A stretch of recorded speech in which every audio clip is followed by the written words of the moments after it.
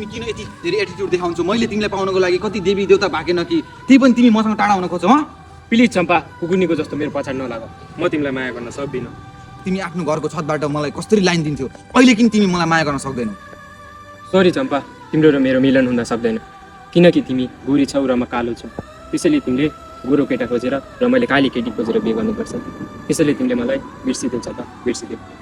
तँलाई दुनियाँ समाजले तँलाई कालो भने पनि त्यही पनि मैले तँलाई आफ्नो सोचेर माया गरेको त्यही पनि त मसँग टाढा हुन खोज्छस् प्लिज बन्टा मबाट टाढा नहुन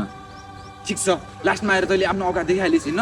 थाहा छ कालो भनेको काले हुने रहेछ तर मैले कालो भए पनि आफ्नो जीवनसाथी ठानेको थिएँ तर तैँले मसँग एटिट्युड देखाउँछस् मलाई त कालो अप्सी एउटा कौवा होस्